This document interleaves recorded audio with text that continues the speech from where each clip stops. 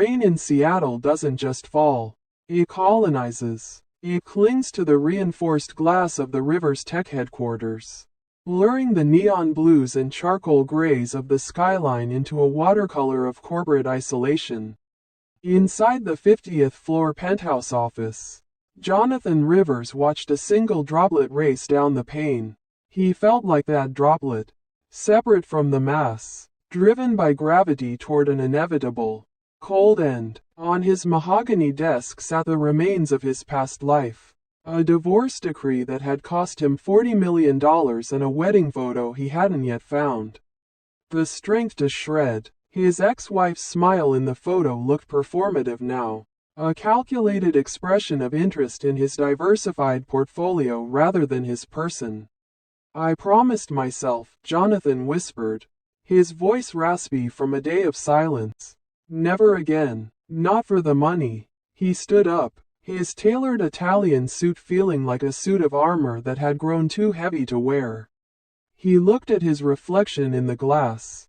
Handsome, 42, with silver just beginning to kiss his temples, and saw a man who was essentially a high-yield ATM.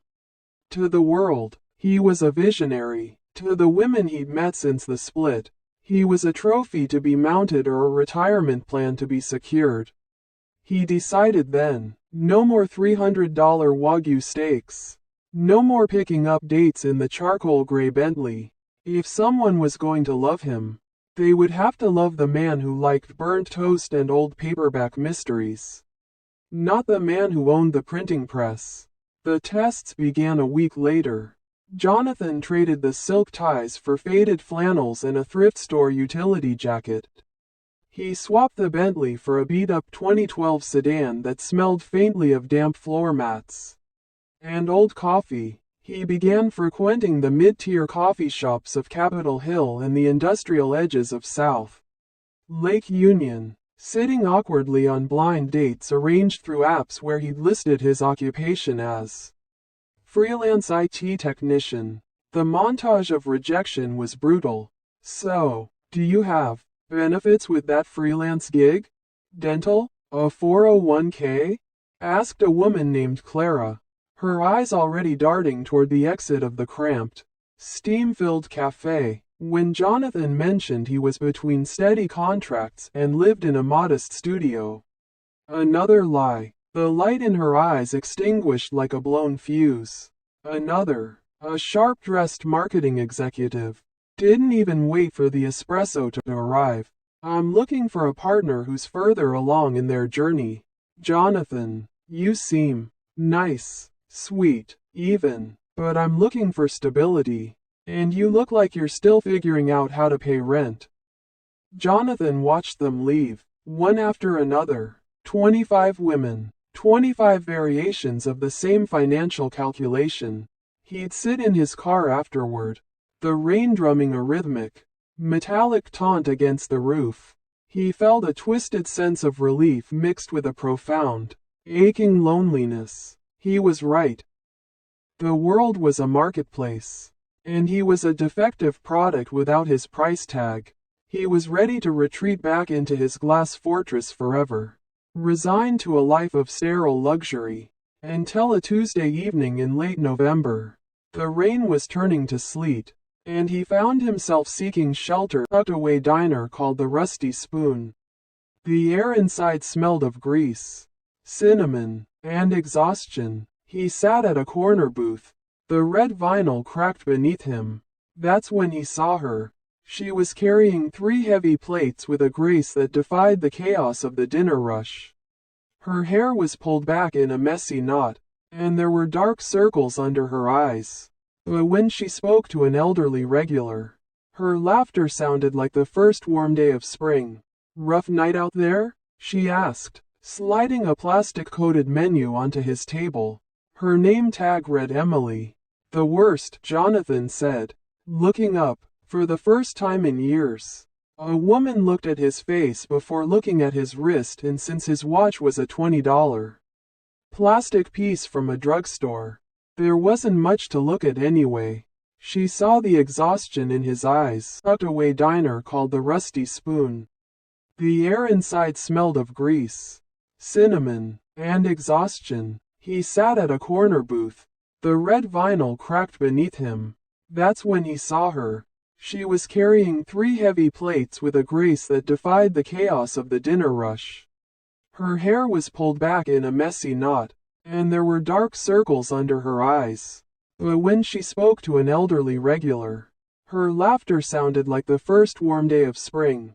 "Rough night out there?" she asked, sliding a plastic-coated menu onto his table. Her name tag read Emily.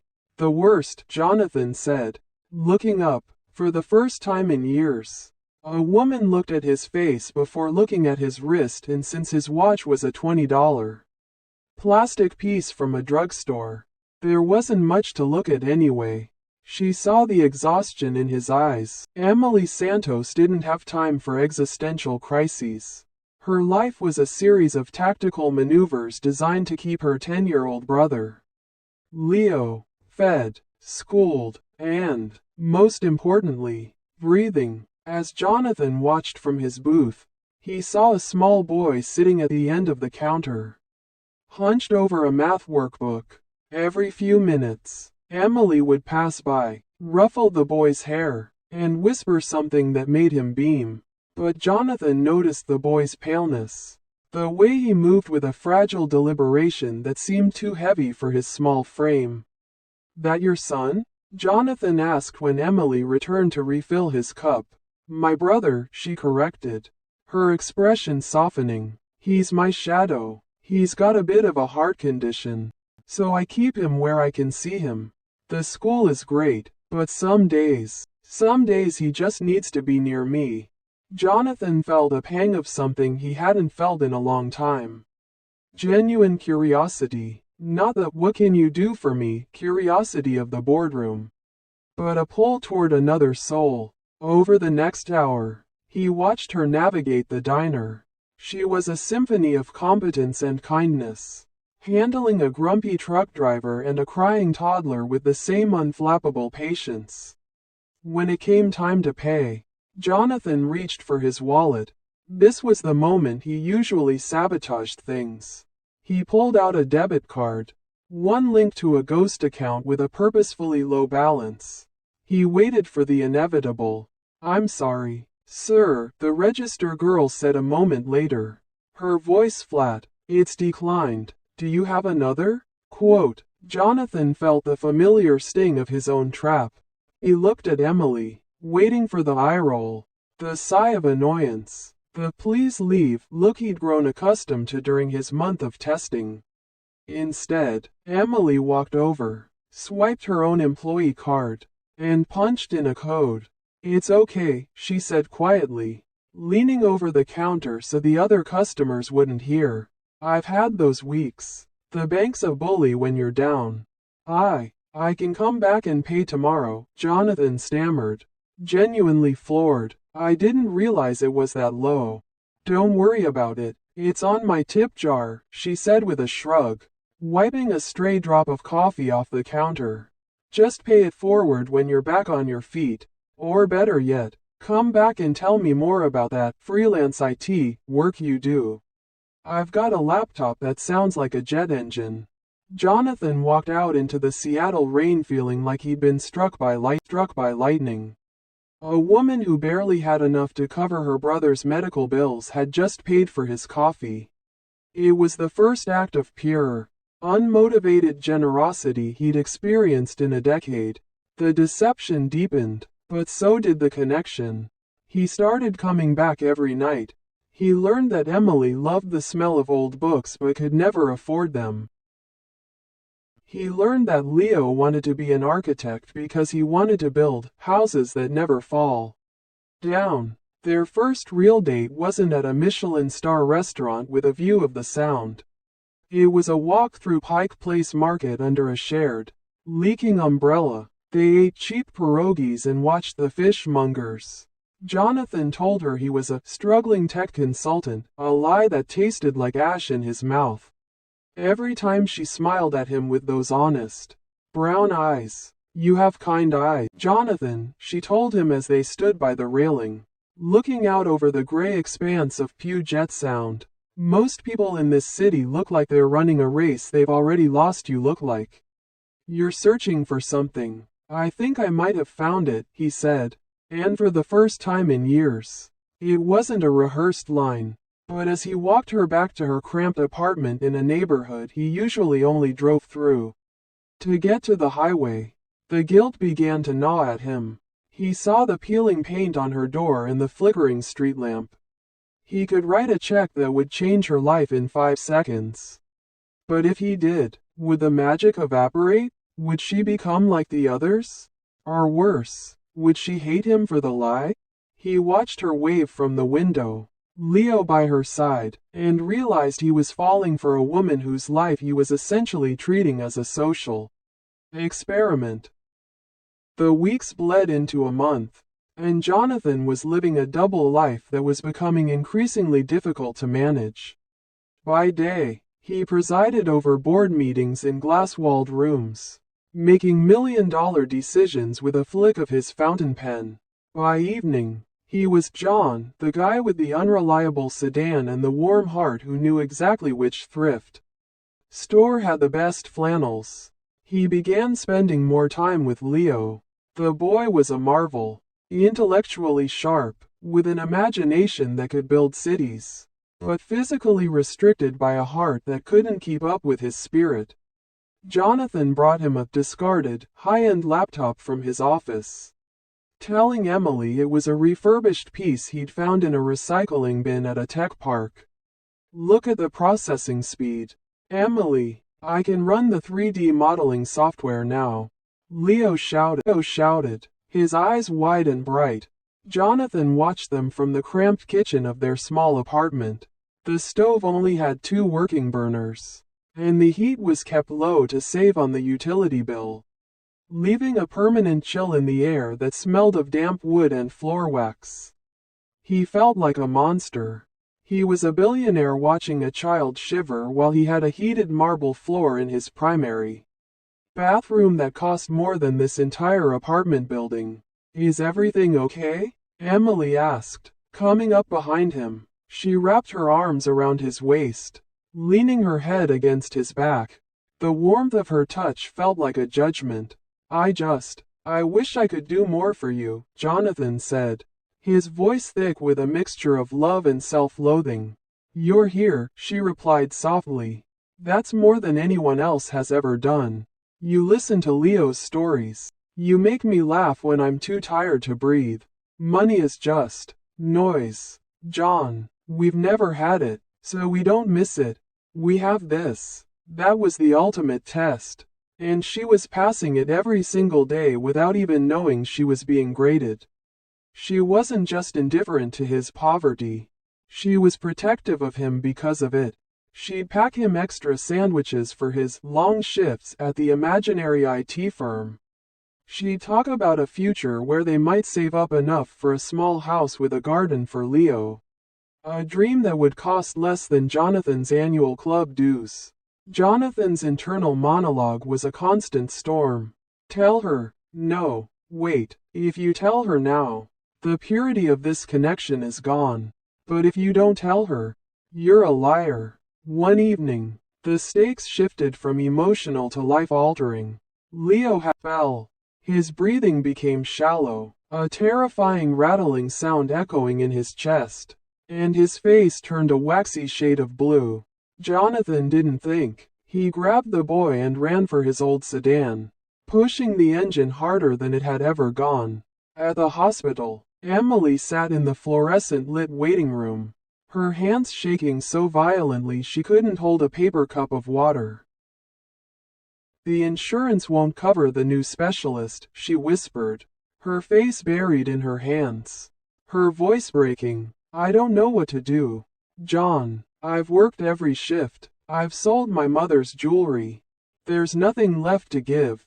Jonathan sat next to her, his heart breaking in a way that $40 million couldn't fix. He could buy the hospital. He could fly in the world's best pediatric cardiologist from Switzerland by morning. But he sat there, playing the role of the helpless, broke boyfriend, because the test had become a cage he didn't know how to unlock without shattering her trust. "It'll be okay, Emily, I promise," he said, holding her. "How can you promise that?"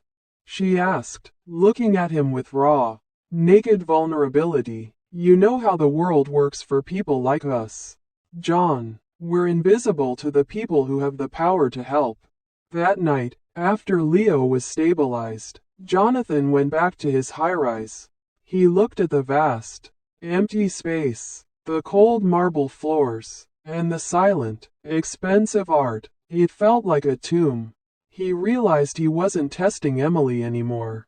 He was testing his own humanity. He spent the night in the shadows, making calls, anonymous donations, a specialized medical grant for Leo's condition that just happened to appear in the hospital's system by dawn. He used his power to protect her, but he stayed behind the mask, terrified that the moment he stepped into the light, she would see him as a stranger.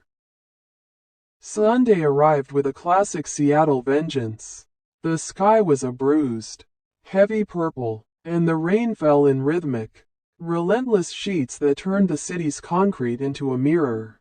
Jonathan stood by the green park bench at the edge of the sound, holding a bouquet of wildflowers, the kind Emily liked because they were resilient and didn't try too hard to be fancy. When she arrived, she looked radiant despite the gloom.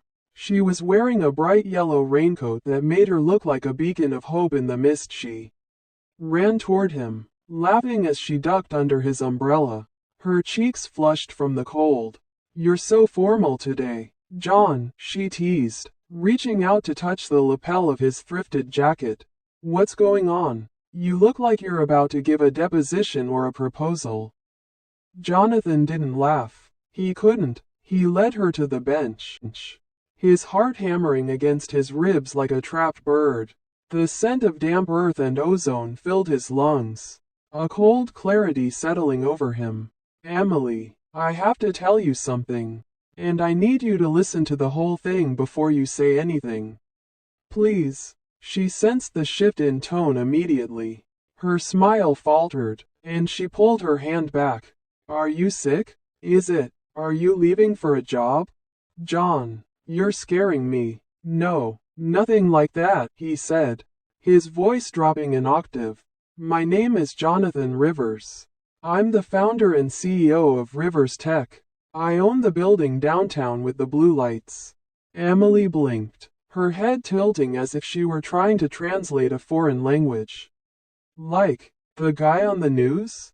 The billionaire?" She laughed nervously, a short, sharp sound. John, that's not funny. Is this a joke about how we're broke?" "Because it's a cruel one." "It's not a joke," he said quietly. He reached into his pocket and pulled out his real leather wallet, the one he'd kept hidden in a safe at the office. He showed her his driver's license. He showed her a digital photo on his phone of himself at a global summit with the governor. The silence that followed was louder than the crashing waves of the sound. "I was married once," Jonathan continued, the words spilling out in a desperate, jagged rush. "She only loved the lifestyle. When we divorced, it wasn't just my money she took. She took my ability to trust anyone. I thought no one would ever see me again. So I made a choice. I wanted to find someone who didn't know about the bank accounts. I wanted to be loved for being the man who drinks too much coffee and likes old books." Emily stood up slowly. The yellow of her raincoat seemed to pale against the gray, oppressive sky. "So, the declined card at the diner? The refurbished laptop for Leo? The freelance struggles we talked about every night?" Quote, "I wanted to be sure. Emily, I had to know it was real." "You had to know?" Her voice was a whisper that cut sharper than a scream. "You watched me cry in that hospital waiting room, John. You watched me skip meals so Leo could have his medicine. You watched me work double shifts until my feet bled and my back felt like it was breaking. And all that time, you were, what, evaluating me?" Grading my moral integrity? Quote, no, it wasn't like that. Quote, it was exactly like that. She snapped, tears finally mingling with the rain on her cheeks.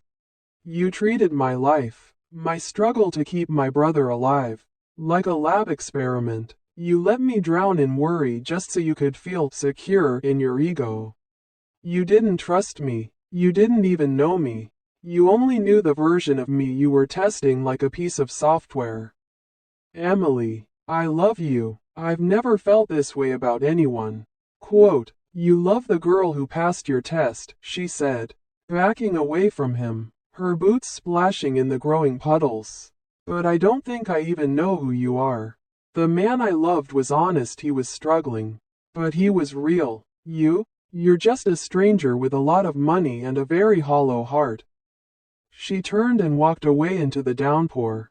Jonathan didn't chase her. He couldn't move. He watched the yellow raincoat disappear into the gray mist, feeling the weight of his wealth like a mountain of lead.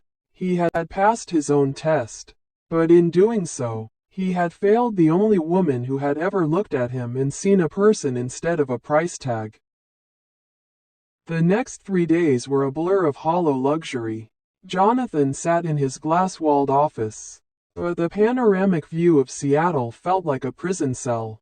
He had sent a sleek black car to her apartment, which she sent back without opening the door. He had sent white orchids, which were left on the curb for the rain to batter. He realized that for a man who could buy an airline, he had no currency that worked with Emily Santos. He decided to stop being a tech mogul and start being a man. He went to the diner on a Wednesday night. He didn't go in the back or demand to see her with his lawyers. He sat at the counter, wearing his old, pilled flannel shirt, and waited. When Emily saw him, her jaw tightened, and she gripped a coffee pot so hard her knuckles turned white. She didn't call security, but she didn't smile. I'm not here to buy your forgiveness, Emily, Jonathan said when she finally approached his booth, her eyes guarded. I'm here to tell you that I've set up a permanent trust for Leo. It's not from John or Mr. Rivers. It's an anonymous endowment through the Hospital for Children, with his specific heart condition. Even if you never speak to me again, he is taken care of. Forever. No more double shifts. No more selling jewelry. Emily paused, the steam from the coffee pitcher rising between them. You think that fixes the lie? A check? Quote, no, Jonathan said, his voice cracking. Nothing fixes the lie, but I realized that while I was testing your character, I was revealing the rot in my own. I was so afraid of being hurt that I became the thing I hated. Someone who used people as tools. I'm sorry, Emily. Not for being rich, but for being small. He stood up to leave, leaving a $10 bill on the counter. The real price of the meal. No more, no less. Wait, she said. Her voice was weary, the sharp edge of anger having softened into a heavy, lingering grief. Why did you come back tonight? You could have just sent a letter. Because I'd rather be the guy whose card declines with you than the guy who owns the bank without you, he said, looking her in the eye. I miss the man I was when I was with you. He was better than the guy in the penthouse. It wasn't a cinematic ending where the music swells and they kiss in the rain. She didn't fall into his arms, but she let him walk her home. They walked in a heavy, contemplative silence, the rain finally letting up to leave the city smelling of wet pavement and the faint promise of a new season. I'm still mad, she said as they reached her door. And I don't trust you yet. You have to earn that. Not with trusts or endowments, but with time, with showing up, with being the person Leo thinks you are. I have nothing but time, Jonathan promised. 6 months later, the sun was actually shining in Seattle. A rare, golden afternoon that turned the Puget Sound into a sheet of hammered silver. Jonathan wasn't in his high-rise office. He was in the backyard of a modest, comfortable craftsman home on the outskirts of the city. It wasn't a mansion. It was a place with creaky floorboards and a garden that needed weeding. He was barefoot, his jeans stained with grass, helping Leo build a complex balsa wood model of a. The boy's color was high, his breathing easy after a successful, quietly funded surgery. Yeah, Jonathan said, ruffling the boy's hair, because the foundation is deep. It's built on the things you can't see from the outside. Emily came out of the back door, carrying a tray of lemonade. She watched them for a long moment, a quiet, peaceful smile playing on her lips. The journey hadn't been easy. There had been long, difficult talks, months of therapy, and moments where the shadow of the deception loomed large. But they had cleared the rubble and built something new on top of the ruins of the test. Jonathan looked up and caught her eye. There was no mask anymore, no hidden agendas, just two people who had found the one thing that couldn't be quantified on a balance sheet. He stood up, lifted Leo onto his shoulders, and walked toward her. The boy laughed, his small hands gripping Jonathan's hair for balance. As the sun began to dip behind the Olympic mountains, Jonathan realized he had finally achieved the success he'd spent his life chasing. He wasn't just a wealthy man anymore. He was a rich one. Sometimes the richest love is the one you never buy.